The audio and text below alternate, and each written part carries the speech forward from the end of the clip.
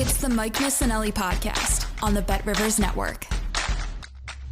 Good afternoon, everybody. It's the Mike Missanelli podcast. It's podcast episode number 80, Tuesday, April 16th. Brought to you by BetRivers, and some interesting news has just broken. We'll get to it in a second. We'll be joined a little bit later in the podcast by Keith Pompey, who covers the Sixers for the Philadelphia Inquirer. Unfortunately, we were able to do the interview with Keith before the developments of today, which has just happened as we take the microphone and do this podcast. Doc Rivers, the head coach of the 76ers, has been fired as a result of the Sixers' collapse against the Boston Celtics in the Eastern Conference semifinals. It was something that I thought could go either way when that season ended. I wouldn't have been surprised had they brought him back, but he is now gone, and the numbers are grisly. Okay, now, Doc, 3 seasons was 154 and 82 at the Sixers, 54 victories last year, franchise's most since 2000-2001, the great AI team. The Sixers were a very accomplished team this year, top 10 in both offensive and defensive efficiency, but they collapsed against the Boston Celtics in Game 7, and Doc Rivers continued that trend of not being able to get past the Game 7. His numbers in those situations are very grisly. And I guess the Sixers ownership said, oh, we got to try something different. One of the reasons they could do that is because there's a lot of names, good coaching names that are out there now for Doc Rivers. So a mild surprise for me. But again, I thought it could have gone either way, the way this season concluded. It was such a miserable ending that Doc had no leeway. Had it been a close game, maybe they hang on. Maybe they bring him back with Embiid as a centerpiece and try to rebuild the team. But Doc really kind of looked like he was paralyzed in that Game 7 as well. I thought he needed to make a drastic move with James Harden. He didn't. He let the whole thing die. And so that's a bad feeling. And when you do it, you're 2 days after you lose that game, that means the emotions are still fresh and you've had enough as an ownership group. So I'm sure the Sixers will hire an experienced coach. I don't think Sam Cassell will get the job. I think that Monty Williams might be the guy that they bring in here, or Budenholzer or somebody who's experienced. I would seriously doubt they go to Sam Cassell with this kind of a situation. So Doc is gone. So let's get a little bit to the Sixer aftermath because, if you listen to the post-game podcast that we did after Game 7, I was pretty much obsessed with the concept that the 2 Sixer stars didn't seem willing to compete. And I've kind of morphed into that a couple days later and gotten used to it. And now I go, it's just a direct lack of pride by both those guys. There wasn't enough pride in the bodies and minds of Joel Embiid and James Harden. It's that simple. And the sad part is, the lack of pride that just defines the future now for the 76ers. Embiid is going to be here. I don't know about Harden. We'll get to that in a second. Listen, there can't be a more important time in the life of a professional athlete, an experienced professional athlete, an accomplished professional athlete, MVP-type professional athletes, Game 7 in a playoff series or a win or go-home game to sell out everything they can. You got to spill a bucket. Whatever you've got left, you got to try. You got to try hard. And both these guys did not try at all. And it left the Sixer fans feeling gutted. And I think it didn't leave those guys feeling gutted if you looked at their post-game reaction. Fans take that kind of drubbing really hard. It was an embarrassment. They weren't willing to compete. They had no pride in competing. They kind of gave up in the third quarter as if the game was already over and showed no fight. That is just totally embarrassing. And I just don't understand, and maybe I'm naive, but I don't understand how a professional athlete, as accomplished as these guys are, especially Embiid and Harden, can just go through the motions in a game like that, just be unwilling to compete and basically give up. This is the lingering thing it's going to have on me and most Sixer fans, as now we have a new regime to consider. So let's get into it now. The Doc is the first step of this whole thing. They made the change at the top, and they're going to have to really work on rebuilding whatever they have here, no matter who is involved in this. So let's get a little practical on it, because Daryl Morey has to be as creative as he has been as a Sixer general manager at this point. he's pretty much had it easy. He was able to tack on a star player with a star player, try to increase their toughness, try to increase their bench depth. That wasn't very difficult. It turned out not to work. And so now they're going to have to refigure the whole thing. After the game, Embiid said a couple things that bother me. And one may have been taken out of context because you have to hear the whole quote when he said, it has to be all five of us. It just can't be me and James. Well, see, you can't deflect responsibility if you're Joel Embiid. We've heard this song before with Joel, where he kind of like does this passive aggressive stuff, and it's annoying at this point. Come on, man, you've been crying about being the MVP for the last 3 seasons. You've been telling everybody you're the best player in the league, that nobody can stop you, and so now it's got to be more than you. It's got to be you that leads the charge. You can't get the result and then back off and say, well, it's got to be all five of us. Can't be just me and James. Well, it wasn't neither you or James in that game. Had it been you, maybe we would look at it differently. Had it been you and James in that game competing, maybe we would have looked at it a little differently. But it didn't work out. And also, he went on to say a couple of things that he has to get better, and right now he's working on getting better. It wasn't a matter of you getting better. Your repertoire in your game is pretty damn good. It was good enough to be the freaking MVP. It's not like you have to get better. You had to have a better mindset. You had to be more of a killer. You had to be more willing to compete. That's what you got to work on. And you can't, after the fact, say, well, it was this, it was that. We all know that you were a little banged up. I get it. You didn't put it through an effort. That's not getting better physically. That is just putting an effort as a competitive athlete. That's all you had to do was be a competitive athlete. And that's not like something you have to work on in the off season. That has to click in your brain at the moment if you're a competitive athlete.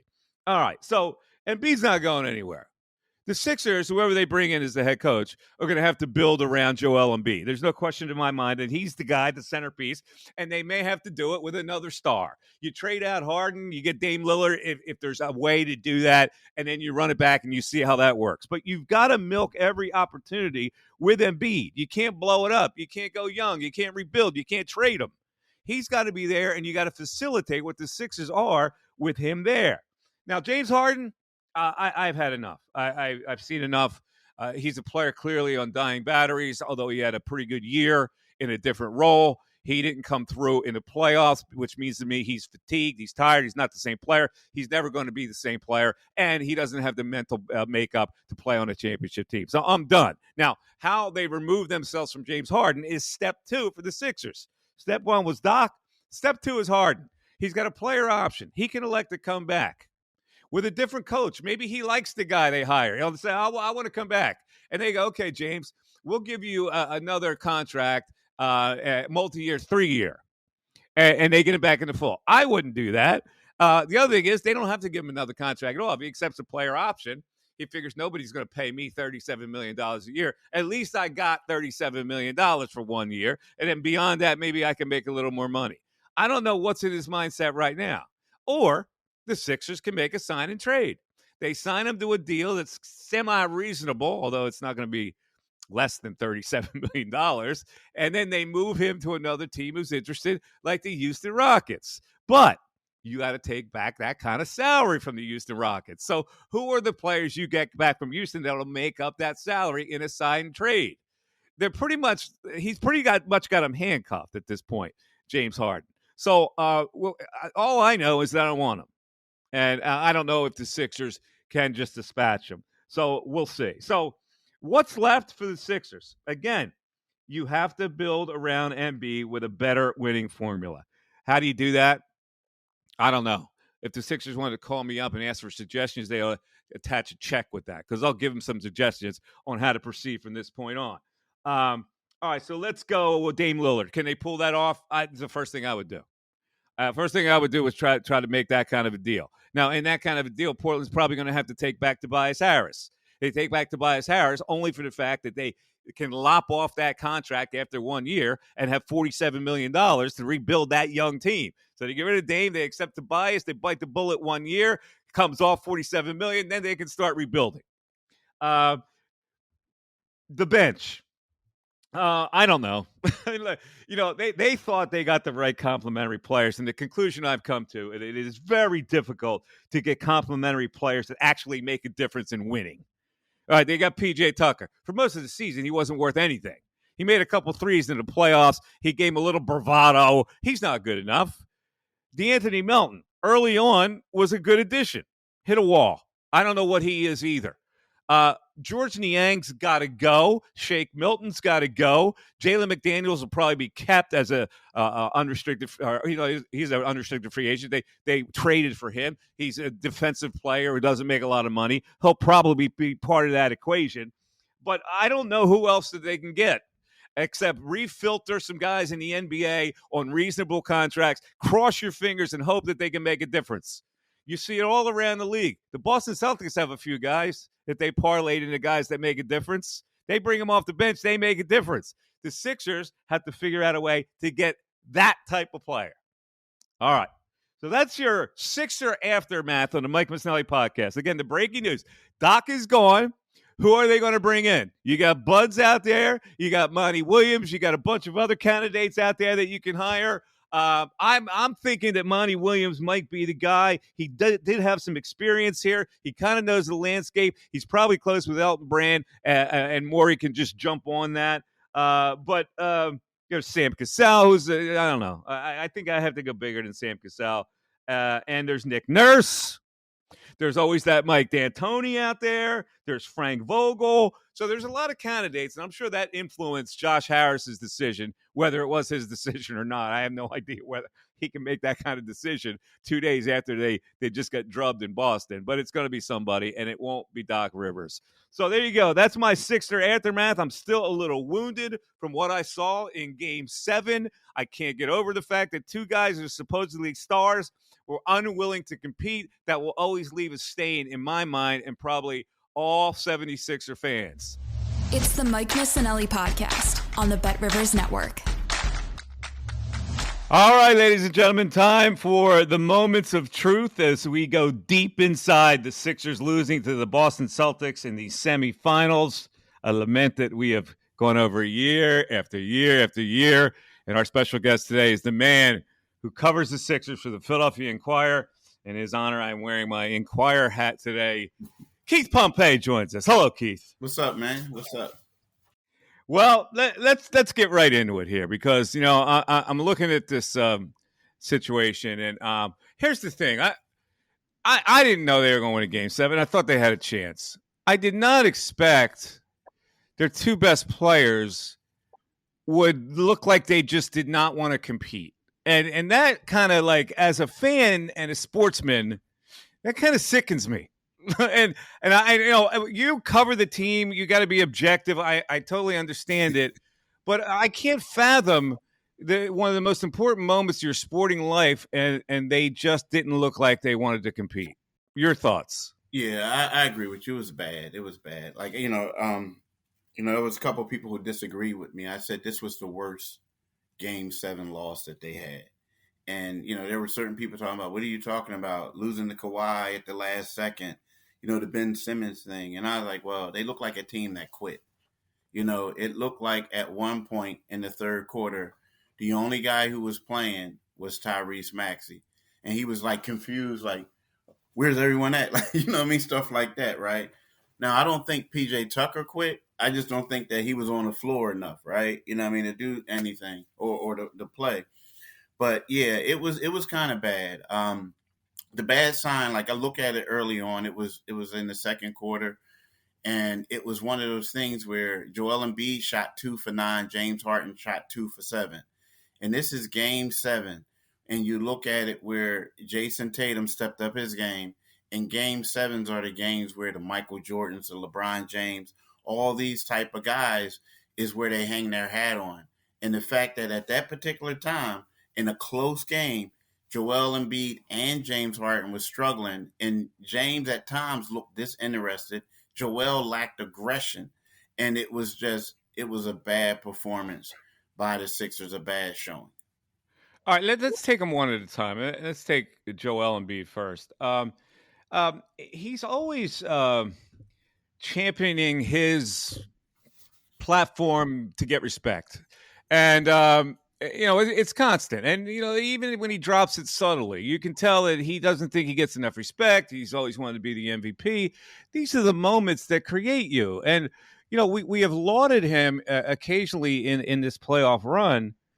I don't get what was in his head in a Game 7. You know him better than anybody. What makes him tick to the point where he just wouldn't compete in the most important game of his life, probably? I think it's two things. I asked him this after the game. I said, Joel, how much is your knee? Is your knee bothering you, conditioning and all that? And he was like, look, I'm not going to. He said, y'all can write what y'all write, what y'all want to write. And he says, I'm not going to bring it up. I'm not going to use anything as an excuse.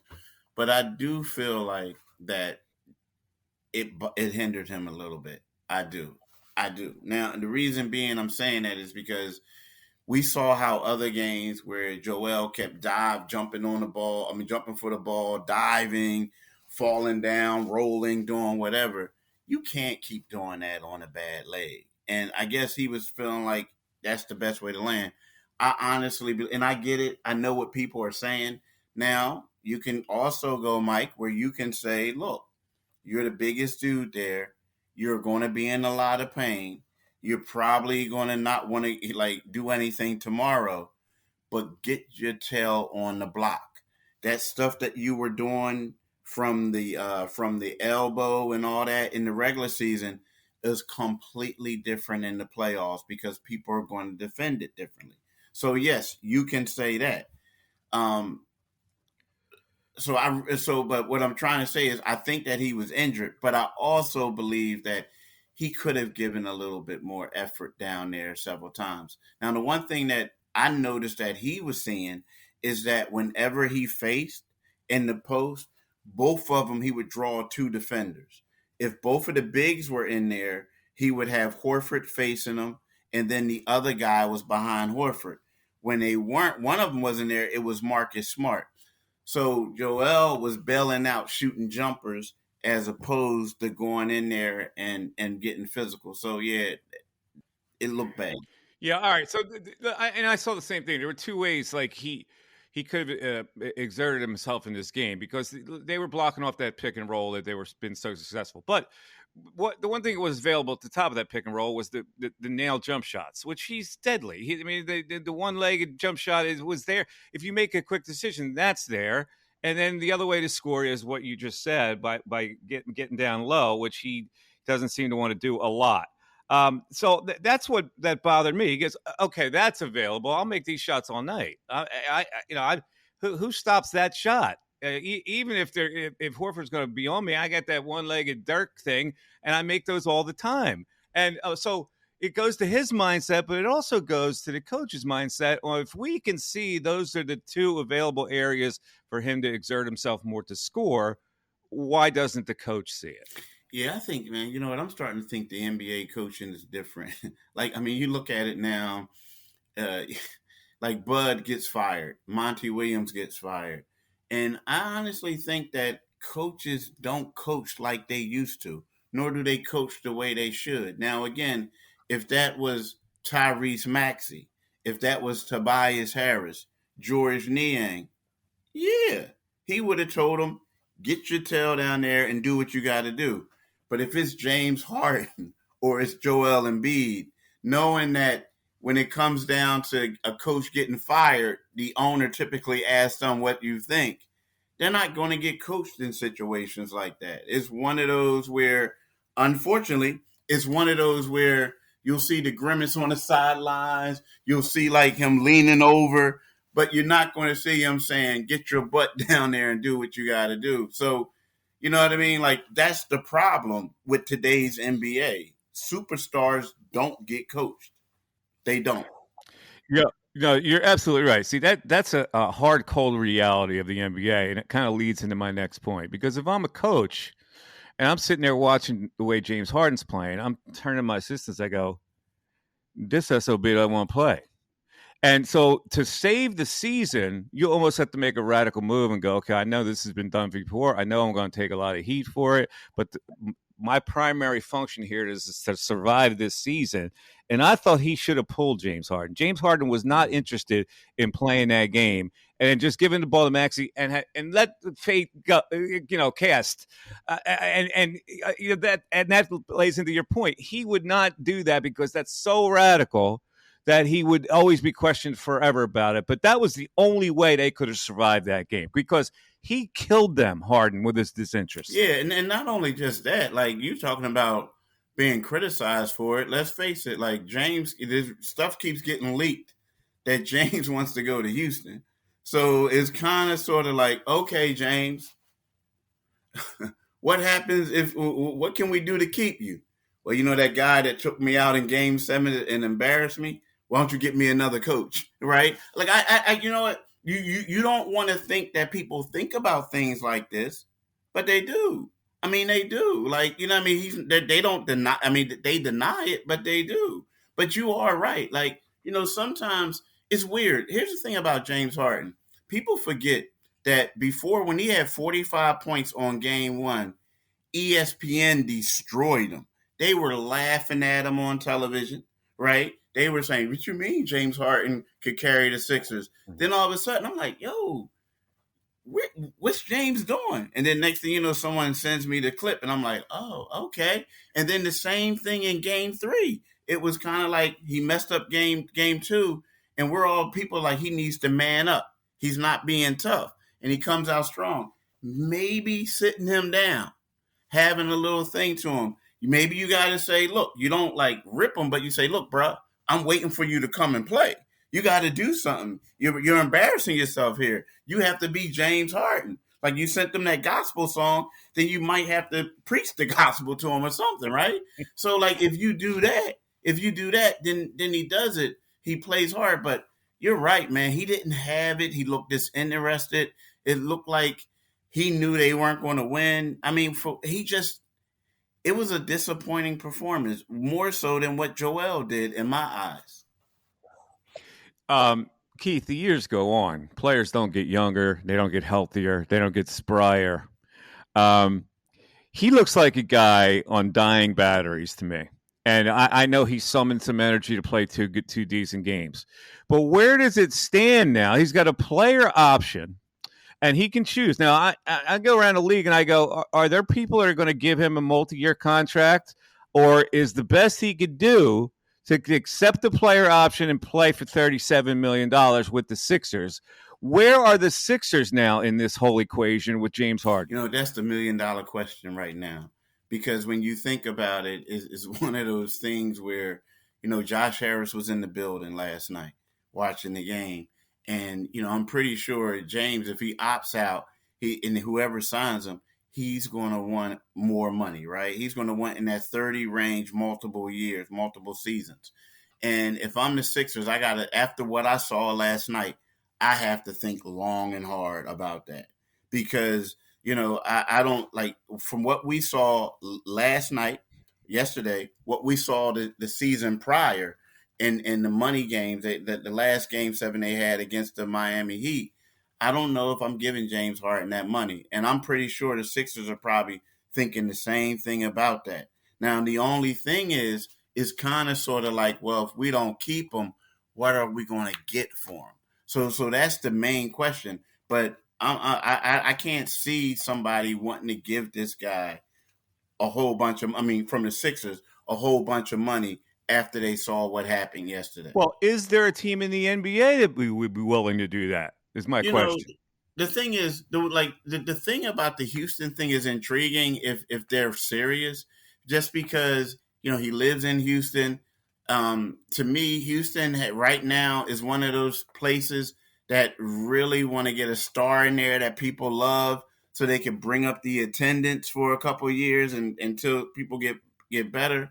But at the same time, it's like, I don't know if he's the right, at this stage of his career, is a right fit for these young guys. You know what I mean? Like, if it was just a point guard, like a guy who just distributes the rock and does all this other stuff, he might be a good fit. But I don't know if there's a team that's right now, based off of what we saw yesterday. Now, you can, he says if you spread the floor, you do that. But there's a team that has a player as dominant as Joel Embiid. I don't know if James Harden is the fit that's going to help you win a championship. And I don't know if a team is going to be willing to give him that type of money. I just don't see it. Okay, so that brings us back to square. He accepts the player option. It to me has become an untenable situation with the fan base now after what they saw. There can't be any support for James Harden coming back with Embiid to run it back to do something special again because we've seen it now. So, give me the what are the NBA requirements on a trade for a guy on a player option? What would have to happen for the Sixers to be able to move him? It's kind of sort of like it's similar to like I believe what Jimmy Butler had. Like you can do a sign and trade. Like you can sign him, he opts out. You sign him to a max deal or whatever it is, and then you bring in players that will equal that salary. So like for instance, the Sixers could possibly, if they want, but I don't know if Houston would want to do this, but they could say, okay, we'll sign Harden. And we'll get like 2 or 3 players equal, or maybe send a guy out there as well, and then get some draft picks. And by doing that, in a way, you're a little bit saving face a little bit because you're saying, well, we got rid of this guy and we got these young guys in.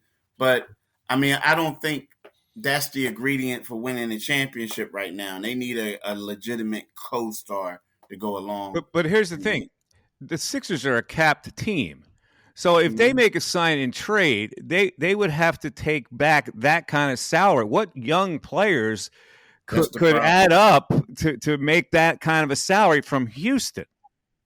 See, that's the thing. You would probably have to get, not probably, but you would have to get multiple teams involved to bring in some salary.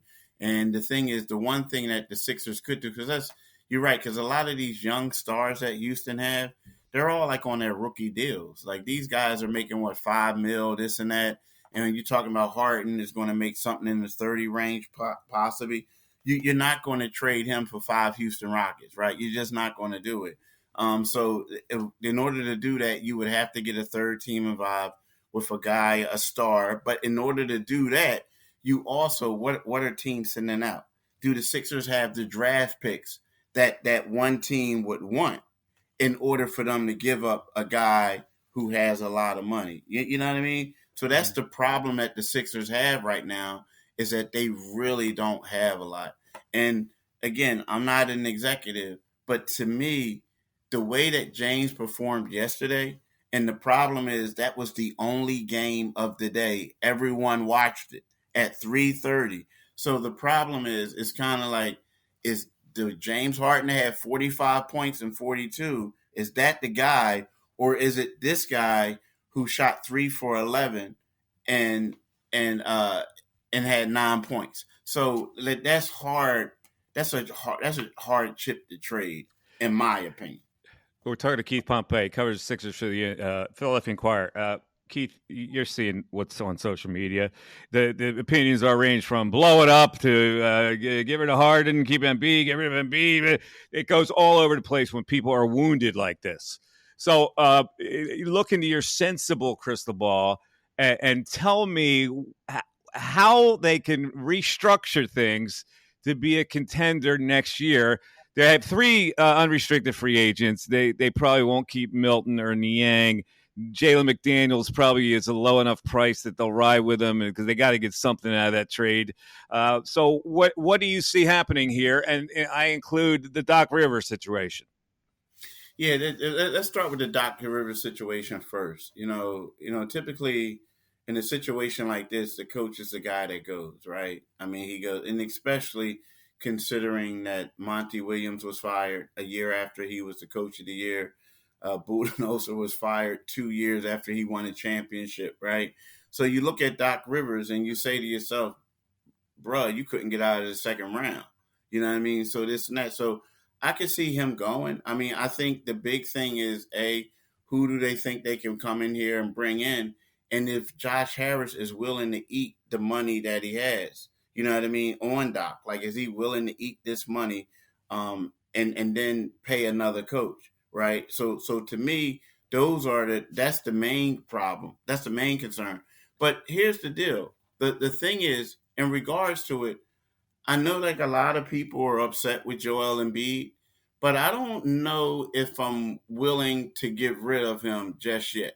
Now the Harden thing, that's one of those things like that becomes a Daryl Morey problem. Like if I'm the owner, like that becomes like, look, you said he was going to be here. That's your problem, right? But as far as Embiid, I think you still need to have one star. You need a star player. Now, do you wish? And then here's the thing: Embiid struggles in the playoffs, right? He always gets hurt. But Embiid's a whole lot younger than Harden. We talked about like Harden looks like Father Time is catching up with him. Like you don't choose him over Embiid. Now, Tobias, I don't know if he's going to be in the cards. I mean, I just don't know. I mean, They could trade him to a team that they just could wants to trade get him. that salary to lop it off after next year. Yeah, exactly. Like you can trade him for a team, but see, the thing is that also to me, if you're trying to win, if you're the Sixers and you're trying to win, it's basically going to be like, let's say Oklahoma City, just a young team. You're not going to get Shea Gilgeous-Alexander for Tobias Harris. You're just not. So, like, and even if you did get him, you would have to take in some other players to make the salaries fit, right? So, to me, as you trade him to a team like that, you'll get some draft picks possibly, but at the same time, who are the players you're going to get for him? You might not get somebody that's the equivalent of Tobias. You're not. So there goes the problem. But right now, like the only people that I say that are safe, and if you really want to be honest, are like Joel and Maxey. I mean, they're the only two guys I feel like who are untouchable. And then, unfortunately for Maxey, if the price gets right and you want to get a superstar and somebody wants to lump him in, then you got to make that deal. So he's really not untouchable. So you know what I mean? But I don't see it, man. I'm sorry. Like they have too many holes. Like last year, this team was supposed to be tougher than last year, right? Well, Tobias after last night's game was like, we lack mental toughness, right? PJ Tucker said we weren't tough enough. So then they also told us that we got a bunch of two-way players. Yeah, you do, but the one, Jalen McDaniels, was a two-way player who, after game 2, he didn't play. He wasn't in the rotation anymore. So you look at Daniel House, he doesn't play, and he's a tough-minded guy. Montrezl Harrell, you forget that he's on the team. So, like, this team is no different than last year's squad to me. You have older players who are past their prime a little bit, right? And then you have a bunch of players like George Niang, Shake Milton, who can do one thing well, but they're not two-way players. So there's a lot of guys who can go on this team, meaning see you later. And I feel like this could be a little bit of a rebuild unless Daryl Morey could try to, work some magic this offseason. Well, this is going to be the busiest year for Daryl Morey. He's pretty much had it easy over the last few years, just trying to add a piece to go around Joel Embiid. And I agree with you on Joel Embiid because at the end of the day, he's still the MVP of the league. And it's like what people used to say about Harper. Well, he gets hurt all the time. Yeah, well, guess what? He's still a great player you got to have, so you got to build around him. And as far as Doc goes, I think it's really interesting. If Josh Harris is willing to leverage $6 billion on a football team, why not a paltry $16 million to throw to Doc to say see ya? So you're right. That may very well happen. They come back with a new approach with a new coach, but it's a disheartening mess. It really is because this fan base has been dragged along for a really long time, Keith, and they don't know whether to wind their watch or scratch their butt right now. To be honest, that's how confused they are. And so am I. I have no idea where they go at this point. And the only thing I can't see James Harden anymore. So if you want to try it with Dame Lillard somehow to come in here to replace a guy like Harden, I'm all for it. James Harden can't be part of this team next year. It just can't. You would punish your fan base by doing that. Yeah. Yeah, I agree with you. I mean, I think James had some pretty good games. I just feel like him and Joel, as much as everybody say they're a great fit, they're not a great fit. They're not. I mean, it seems like, you know, and the reason why I'm saying that is the one game that Joel didn't play, James went off. The other game, when the spacing was right, James went off. And then all of a sudden, it's like James. It's like you don't see James and Joel both have great games on the same night in the playoffs when you need it. You know what I mean? You just don't. I mean, like the scoring thing, you just don't see it. Mm-hmm. You saw Joel and Maxey do it, but you don't see it with Joel and James. And I just don't feel like, right now from what I saw, that I think like both Harden would be better off at a better spot, a different spot, and I feel like Joel would be better off. What he needs is a point guard.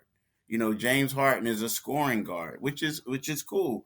But when you look back at it, Mike, you think of all the guys that they could have had in this trade. Now we all talk about star hunting. A couple years ago, James Harden would have been the perfect guy. He showed some things. But when we look at it, when we think about it, his tenure has been inconsistent. He's had a lot of injuries, right? He has some highlights, but a lot of times most of his best games came after an extended break, after the All-Star break, like the first game of the playoffs, this and that. So that's telling you that he has an older body and he can't do it night in and night out like you need to do it in the NBA. So my thing is, like, yeah, it'll be best for them to go and get someone else. But then when you think about, they could have had Tyrese Halliburton. Now, again, that's not James Harden, right? You could have, like, there was a time where the people were talking about Sacramento wanted to throw in De'Aaron Fox, and the Sixers didn't want him. Like, now you're looking at it and you're saying to yourself, like, look at these two guys and how they evolved right now. And, like, they would have came in here and it wouldn't have been like a power struggle. Not to say there's really one now. Yeah, were those deals really Yeah, the available? Tyrese Halliburton one was there. Yeah, it was there. Yeah, I'm telling you, it was Okay. there. It was there. Now it got to a point like it got a lot of different add-ons and all that, and like no, but I was, yeah, that was there. That was there. Like, I mean, of course, people deny stuff. Oh, of course they're going to deny it, right? Like they're going to deny Yeah. it. Like Yeah. like Atlanta thought they had a play for Ben Simmons at one point, right? But then I don't know if they had the right pieces. But yeah, that stuff was there. All right, last question. I guess I didn't expect anything different from James Harden because he seems oblivious to failures. He's never willing to wear the shirt of thorns, so to speak, and he didn't after the game, like oblivious to what I would expect the guy to go, yeah, I really didn't play well today. I'm sorry, but I wish I would have had a better game. He's never going to do something like that. But then the question comes about Doc and his relationship. And he wasn't a ringing endorsement. He said, yeah, our relationship's okay. Now, that's not a ringing endorsement. So I got to ask you this question. What does that mean? It means that, I mean, I took it like, let's just say Doc's not getting an endorsement from James. Put it that way. I mean, like, of course he's going to deny stuff, but the way it sounds to me is the same way you looked at it. Like, he was asked a specific question about his relationship and if you want him back. And he said he's all right to me. You know what I mean? We're okay. He said we're okay. And just like that. Yeah. We're okay. Yeah, we're okay. So does that mean because he asked him to play differently, he wouldn't like Doc? Doc asked him to play differently this year than James I don't know. Like I think I don't know it could have been like I think like the one thing I will say this about James is in like prior conversations and stuff like that or interviews with him. Like I remember once I asked him, I said, about his role. And he said a lot of people couldn't do what he did. Like he sacrificed a lot to be that way. And when he says, I want to go somewhere and I want to compete, some people are talking about he wants to win a championship. This is how he looked at it. I looked at it like compete means I want to be able to be out there with the ball in my hands and show people what I can do, as opposed to deferring, doing all these other things.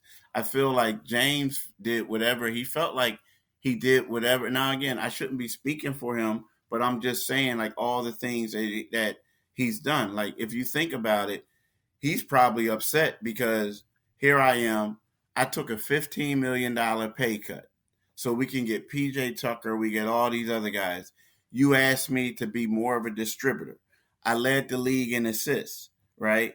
But at the end of the day, I'm not happy, and I lost 15 million, and all we did was play one extra game than last year. We lost in 7 games as opposed to 6. So I think, like, when you're James right now, you might be a little disappointed about that, like feeling like it was a waste, right? But you know, who knows? But yeah, Losing, yeah, I get it. Losing 15 million. I know is a pride thing. Dude has no family. He's got no expenses other than himself. So like that 15 million, that's like free. That you like, it's stuff he would have spent on Family Matters anyway. So what's the difference? All right, Keith, listen, man, it's been a pleasure, and thanks so much for your cooperation this year. You did a fantastic job, and I know there's going to be a lot of postmortems that you have to write and stories that you have to explore. So this is maybe more. You might be as busy as Maury, frankly. But thanks for coming on, man. We really appreciate it. Yeah, I want to say this. Thanks for having me. But Mike, doesn't it seem like this is an annual thing? Like, I mean, think about it. Since Embiid's been here, we've been looking for a co-star for him. I mean, since he's been here, a co-star and role players, and whoever the coach was, are they going to fire Brett Brown? Are they going to fire Doc Rivers? You've got to write the same stories after every year. Yeah, and seriously, and now you even have to go deeper now with this Harden thing. Yeah, exactly. So good luck, man. Listen, I hope you get some time off soon, bro. I hope so too. All right, man. Thanks, Keith. All right, thanks for having me. It's the Mike Missanelli Podcast on the BetRivers Network. All right, thanks to Keith Pompey for jumping on the show. And Keith will have his work cut out for him over the next several days, writing story after story about what they can do, where they're going, what's up with James Harden, all Embiid, and his desire to get better, all that kind of stuff. But now it is time for Mike Unleashed, and we're not going to. Well, let's stay on the concept of basketball. Let's stay on the topic. Ja Morant, of course, in trouble again. Another Instagram live video surfaces of him in a car with his fellas, and again, he's got a gun in his hand. Now, first of all, he just had this powwow with the commissioner, and he just had this really sincere talk with Jalen Rose on live TV about how he's going to change and how he needs to make better decisions and all that. And several days later, he says, right? And so, but here's my question to the whole thing. How in the world can his buddies think it's a good idea to video it? Like, this is the thing. Like, they already got into trouble with the live video, and they come right back with it. Now, does Ja Morant say, hey, ho, no video, man? Listen, we can fool around with the gun. I just don't want anybody to see it. It's just between us. Like, how does he not do that? This is what I don't understand. Is he that much under the thumb of his bully friends? And I get the concept of this bully friend thing because I've seen it many times where guys that are your protectors, your friends from where you grew up, and your protectors, and you can't break that bond of trust because you're afraid of them. Basically, you're afraid of these guys. These guys now are coming along for the ride. You invited them in for the ride. You can't just cut them out because they might even kill you if you do that, right? That's what he's thinking. So he has to go along with these guys. He's not strong enough to say, get out of my life. He's 23-year-old. It's impossible for that kid at 23 years old to make that kind of decision with his friends hanging out with him, right? We went through the whole thing with Allen Iverson, did we not? We've seen this thing. These guys become your protectors, and you can't betray the trust of them. But can you sit there in the passenger seat of a car and say, yo, ho, put the phones down. Give me the phones. No video for this. It's so simple and stupid that I can't even comprehend it. So now it's back in the commissioner's lap. He yes, Adam Silver to death, right? And if I'm Adam Silver, I go, son of a bitch. He does this to me again, and he's going to embarrass me again. So now he's got a precedent. There's a couple of guys in the league that that David Stern had to suspend for an entire season. One was Ron Artest when he went into the stands. The other was Latrell Sprewell when he tried to choke PJ Carlissimo. All right, so this is not violence per se, but it's a slap in the face of the commissioner who said, okay, we're going to only suspend you for 8 games here. We're going to let you off the hook as long as you learn the lesson. He said, oh, yeah, Mr. Commissioner, I've learned the lesson. And several days later, he sticks it right in his keister. So he's going to be suspended. And to me, the only question is whether it's a half a year or whether Silver says, you know what, one bite at the apple is enough. I'm taking him out for the whole year to make him evaluate what he's got to lose. I don't know what's going to happen. But again, it comes down to the fundamental street thing. If I got in trouble because my friends videoed something, I would sure make sure they didn't do it again. Like if I want to hang out with him and be a badass, I'm not going to do it on video. You've got to be a flat out idiot to do that. And so John Moran and my friends don't care about me if they're going to put that on video. They have no. So that's where you got to make a mature decision because those guys don't care about me. I thought they did. They care about me to the point where they're going to splash this on the video. It's a perplexing situation for me. We know it well with the AI thing, and we know how difficult it is for these kids to grow up with some dudes, and those guys become their protectors. I get it. I understand it. I kind of grew up in a similar environment. Like I played sports in Bristol. There were bullies all around, right?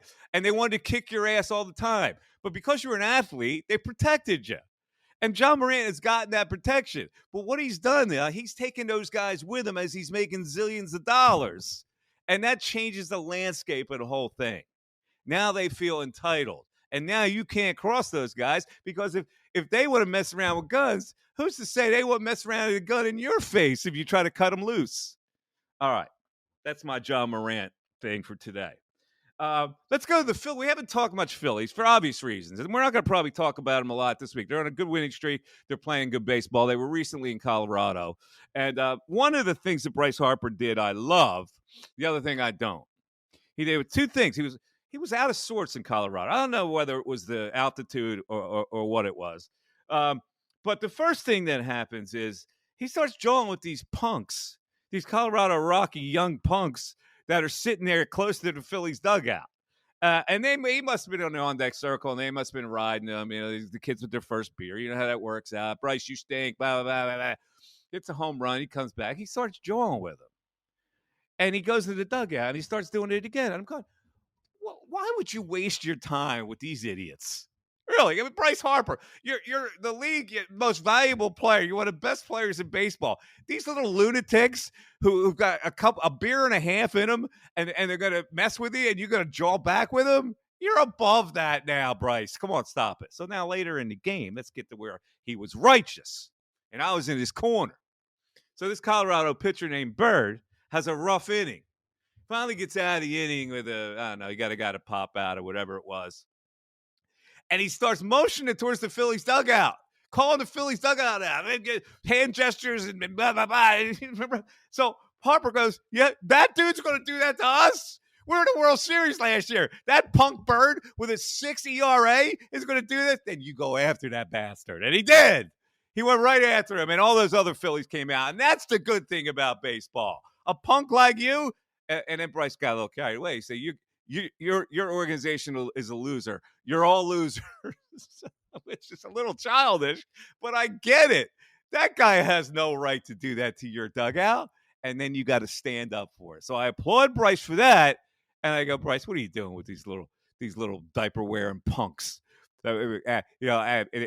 Probably all smoked up in the Colorado atmosphere, coming in, had a couple beers. They're going to try to cause some trouble, and you're going to give them attention? Come on, Bryce. You're better than that. And that ends Mike Unleashed for today. All right, Mike. It's time for 3 questions from Mikey Miss. Got a few today for you. Some real good ones. First question of the day. Mike, I'm going to take baseball out of this, and I'm going to take hockey out of this. So basketball and football obviously require the most coaching of the 4 sports. Which sport, basketball or football, requires a higher level of coaching? Oh, there's no question. It's football. I mean, you got to formulate a game plan for football. You got to adjust on the fly. You got to do so much coaching during the course of a game. In the NBA, you got sets you can run. The only thing you could do is call timeout and try to reaffirm stuff that you went over. But you're not coaching every possession in the NBA. You're just relying on ball movement and natural chemistry between the players. There is no question that football coaching, because it doesn't stop at the game. I mean, it's voluminous during the week to come up with a game plan, watch video and film, and try to attack what they're weak at. And then during the game, if it doesn't play out the way you planned it, you got to adjust on the fly. There's no question it's football. Okay, that's question number one. Question number two, Mike, I'm going to give you season tickets to any franchise in any sport. Lifetime season tickets. And it includes travel. Let's just say you wanted a team across the country. You can have, includes travel to any of the games. Which team in which sport are you going to take lifetime season tickets to? Oh, my God. Listen, I don't know. That's almost an impossible question to answer. There's nobody in basketball right now that thrills me enough that I want season tickets for that team. All right. Now, maybe LeBron in the heyday with the Miami Heat, maybe I would have liked that to follow that team. This is lifetime, though. So, that player might not always be there. Players come and go. Talking about an organization, a place, a destination. Which one would it be? Any sport, any team.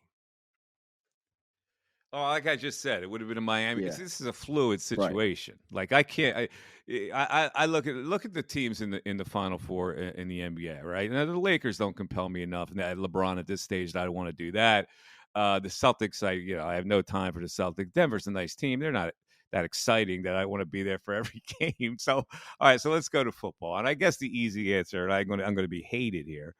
But Jalen Hurts has pushed this into the conversation. But obviously, the most exciting player in the game right now is Patrick Mahomes. So I would say that it would probably be the Chiefs, but the Eagles with Jalen Hurts is creeping up on that concept. I'm already here, so I get it. And if it was an away team, I guess it would be the Kansas City Chiefs. In baseball, is there somebody good enough on an everyday basis that I would want to watch them every day and follow them? Unfortunately, the answer that I get for that is maybe Shohei and Trout with the Los Angeles Angels, to see that every day. But if I was looking for a team that really consistently played great baseball, it would probably be the Atlanta Braves. But that's an impossible question to answer. Nice attempt. Oh, hey, look, I thought you might say something. Yeah, I'll go old school Miami Heat back in the day when they had the 3 stars. That would have been fun to watch. Right now, I'll go Kansas City Chiefs because they get the most dynamic player in the league, and I like to see that. In baseball, the Shohei show would probably be compelling, but the Eagles are creeping up on that, my friend, with Jalen Hurts. We'll see how this year goes. And then I know the Atlanta Braves, we hate them, but damn, they're good. And they're good every year, and they run the organization the right way. And it's probably fun to follow them because of that consistency. I thought there was a possibility you could center on the destination, the city itself. So like the San Diego Padres or, No, I hate that team. I hate the Padres. I hate the way they play. Yeah. But I could probably live in Orange County and watch Shohei for the summer. That's not bad. All right. That's question number 2. Question number 3, Mike. I'm going to allow – I think I know where you're going to go on the Sixers. I'm going to allow you to remove one player from all 4 franchises in Philly. Could be for any reason. Could be they stink, you don't like this game, they don't mesh, or you just hate his face. Get rid of one guy on all 4 teams in the city of Philly. You'll never see them again in a Philadelphia uniform. Okay, I'll start with the Phillies. Bradley Falter or Bailey Falter. He's gone. I can't look at him throwing pus anymore. First of all, I hate pitchers that throw pus. It's one of the reasons why I hated Jamie Moyer, even though everybody loved him here. I don't like guys that try to trick you with a lack of stuff. So Bailey Falter would be the guy I would remove right now. Out. Okay? Let's go to the Flyers. Scott Lawton. You got to go. every player on the Flyers is like Scott Lawton. Removing Scott Lawton would be a change of getting the same cookie-cutter player, the hardworking guy whose max is 20 goals a season, who plays hard and mucks and grinds, out. I've had enough of him. And listen, I'm sure he's a nice kid. I'm sure his coach appreciates how hard he plays. He's symptomatic of the Flyers' decline, that type of player. All right, so let's go. We're taking baseball and hockey. James Harden is too easy. So I would say Tobias Harris now. I get enough. I'm tired of the expectations. I'm tired of being reminded he makes $47 million a year. He's an average player in a league, and he holds them down, even though he has some moments. He is the Scott Lawton of the Sixers, and I got to remove him. And now for football, oh, my God, this has got to be an unpopular thing to remove one of our beloved Eagles. Who would I remove as a beloved Eagle here? All right, Quez Watkins. Great answer. Not tough enough. I can't take it. I can't take his lack of toughness anymore. Answer. So he's got to go. All right, is that solved? Good that answers. question? I'm pretty much in lockstep with all. I can't stand Bailey Falter. I'm so tired of Tobias. Honestly, I'll shock you, but I wouldn't mind if I don't see Aaron Nola in a Phillies uniform anymore. He drives me crazy. Yeah, you're not a Nola guy, but he's one of my top two pitchers, so I can't. I can go down the bottom of the order and dispatch anybody. I can't go to the top of the order. There you go. Even though he's inconsistent, but I get where you are on that. All right, one last comment on the NBA Finals. You get the Eastern Conference Finals now. Can the Miami Heat beat Boston? No. They can't beat them. Boston's too talented for them. Miami will play tough. They always play tough. They may win 2 games. I think Boston wins that in 6. And if they're fortunate enough to get it to a Game 7, there's no way the Heat beat Boston in a Game 7. So your NBA Finals are going to be Boston and not the Lakers. It'll be Boston and Denver. People sleep on this Denver team. They're good, and they play great basketball together. They're well coached, and LeBron myth dies where he's not going to play. It's not going to be Boston and L.A., which the network would love. It's going to be Boston and Denver, which they might not love. So that's my prediction for the NBA Finals. And unfortunately, I think that maybe the Celtics can win it all. So there's the knife goes in further for all Sixer fans. All right, let's close it down for today. Again, you can get in touch with me. Email mike@mikemiss.com. Check out my website. It's mikemiss.com, and you can get me questions through that or through my email, mike@mikemiss.com.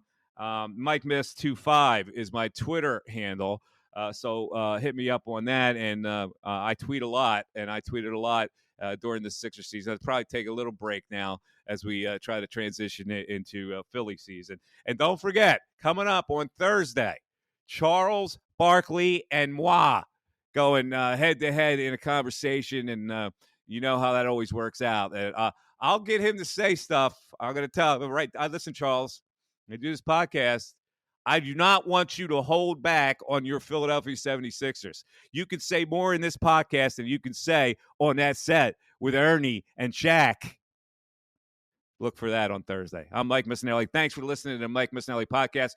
Spread it around that the Mike Missanelli Podcast is fast rising. And all you got to do is subscribe for free. It'll come right to your inbox, and you'll get at least 2 podcasts a week from me. Have a great rest of the day, everybody, and we will talk to you Thursday.